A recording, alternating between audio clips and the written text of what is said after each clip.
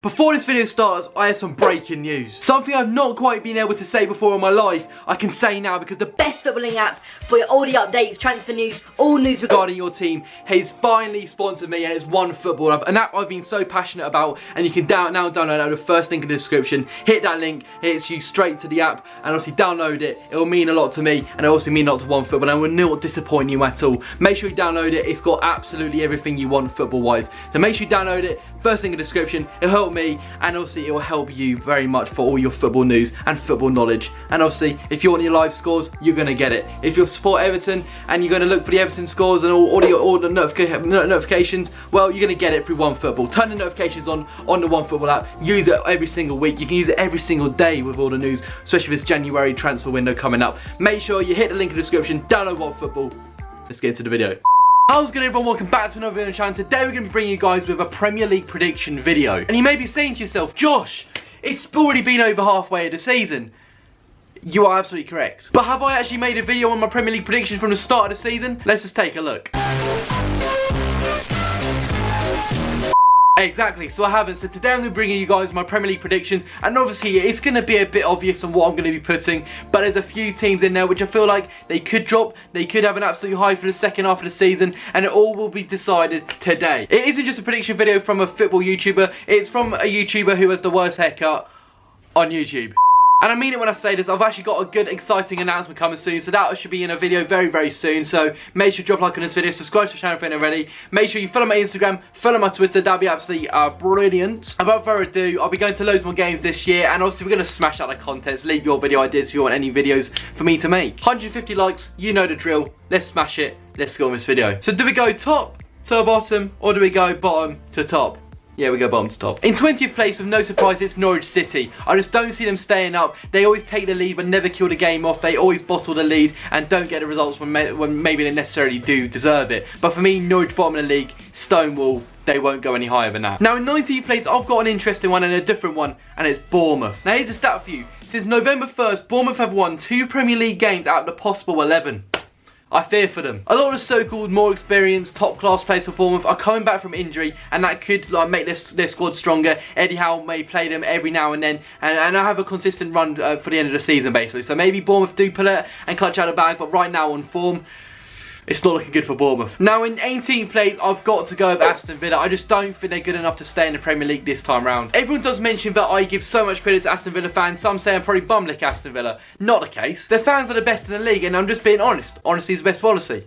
I think Aston Villa are more capable of getting wins under their belt, but they just don't seem to do it. Yes, they got the win against Burnley, and they get the wins where they probably so should get the points, but I just don't think they're going to do enough to stay up, and I think it's going to be a really tight battle for the bottom 3 this year, where it could generally be decided by 6 teams down in the bottom 6 area. In 17th place, just staying up, is Newcastle. They're on quite a bad run at the minute, and I think this run may continue. They put a full strength squad out against Rochdale and managed to get a 1-1 draw. Newcastle will do just enough to stay up, but I don't think they're going to be staying up by a convincing margin. In 16th place, I've got my club Brighton and Hove Albion. With a lot of big games at home like Man City, Liverpool, you've got Manchester United, you've even got Arsenal, you've got Tottenham, you've got all of these big clubs coming to the Amex, and it's going to be a difficult second half of the season for us. As I'm quoting here, if we beat the so-called easy teams, we should get a 40-point margin, but as from previous years, the 40-point margin hasn't really been hit recently, as Brighton last year stayed up, didn't even get 40 points. Cheers, lads. However, we have a lot of tough away games too, where we need to pick up the points, and hopefully we do so.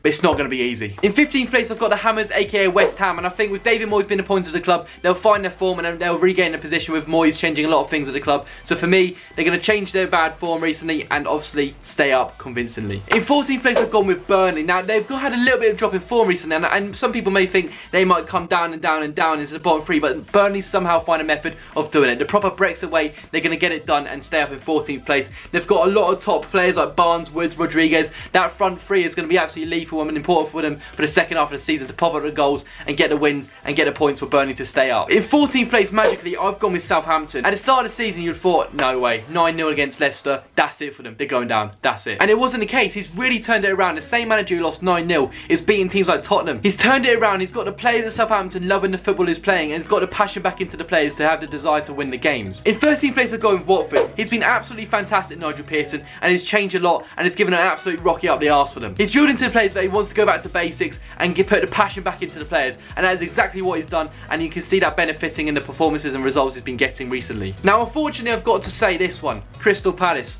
12. And as much as I hate to say it, Palace just do get the points in games they just don't deserve getting anything out of. For example, Brighton, they didn't deserve anything from the game and he ended up getting a 1-1 draw. I feel like I've put Palace a bit too high, but at the end of the day, their away form as well is quite impressive, so fair play to Palace in all fairness.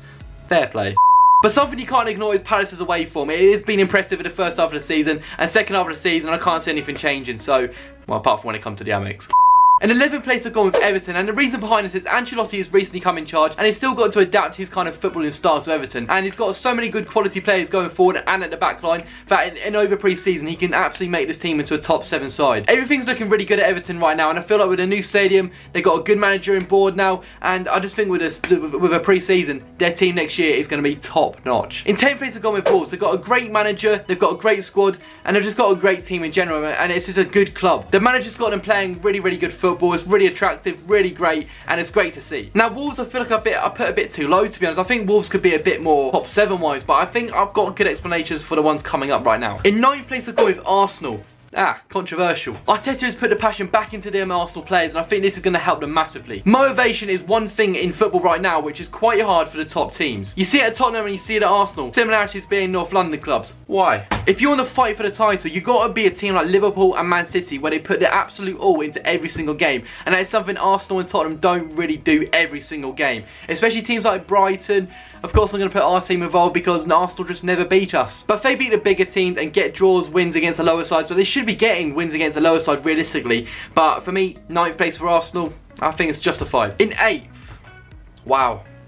Sheffield United. What a season, what a manager, and what a surprise. No one expected this at all. They have that hunger and desire no other club in the Premier League do have right now, which Sheffield United do have. Everyone's tipped them all to go down, including myself. I thought Sheffield United were going to go down in 20th place, and they didn't. In 6th place I've gone with Tottenham, and the thing is, they've got no Kane, which will be a massive miss for 3 months with him being out. Harry Kane is the key player in Mourinho's squad, and without Harry Kane, who are you going to put up top realistically? I do fear for Tottenham in some way for the second half of the season because their motivation can lack. I feel like the quality cannot be there, but we're full of surprises, especially the Premier League. So maybe Tottenham might come out the window and pull off some wins without Kane, but for me, with no Kane, 6th place for Tottenham I'm obviously going to stick with, but no Kane, it's going to be interesting. In 5th, this was the one I was like, are they really? And it was Manchester United in 5th place. Man United can either be exceptional or they can even be an absolute disaster one game. They've shocked defeats and they've shocked wins at the end of the day. They beat Man City, like they're playing them tonight. When I'm recording this video, they're playing them tonight. It's 7:49 and kick-offs in 10 minutes, so I need to get this video done. However, this is one I'm just going to go over my head and say Man United will finish 5th because of their attacking players and their attacking style,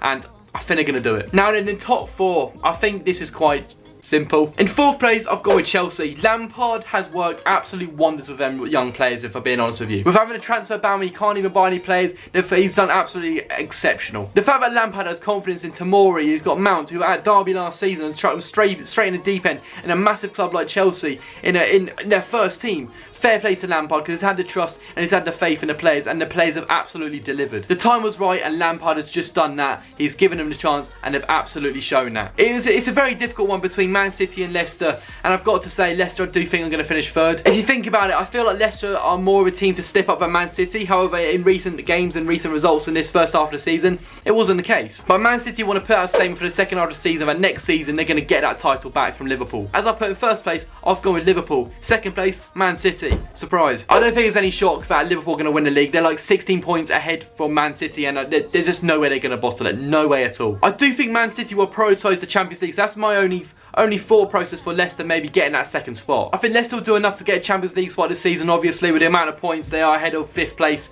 And I just think Leicester, great season. They've got a great squad, and I think Jamie Vardy is going to get the golden boot. But fair play to Liverpool. They're the best team in the world right now, and it's showing in the Premier League. Absolutely smashing teams out of the park. Not really recently, but they've had a lot of rotation in their squad, and they've had a lot of games in December. They may be the best team in the world right now, but they're hanging on against Brighton at their own backyard, and I mean, I think Brighton should have got a point from that, and that's me being non-biased here. That is my prediction video wrapped up and sorted. If you enjoyed it, make sure to drop a like. If you agree with my predictions, make sure to comment down in the comment section down below what you think I should tweak or sort of change to my prediction table. But overall, tell me what you think of this video. If you enjoyed it, make sure you drop a like on this video, subscribe to the channel if you're not already, make sure you hit that like button. But leave a like on this video, 150 likes would be great. Make sure you hit the subscribe button and follow my social medias, which is Instagram, Fusion_Josh, and obviously my Twitter, which is Fusion_Josh17, I think. It's great being back uploading, and in 2020, it's going to be a big one. So make sure you hit that subscribe button, leave a like, and I'll see you guys in another video. Goodbye, guys.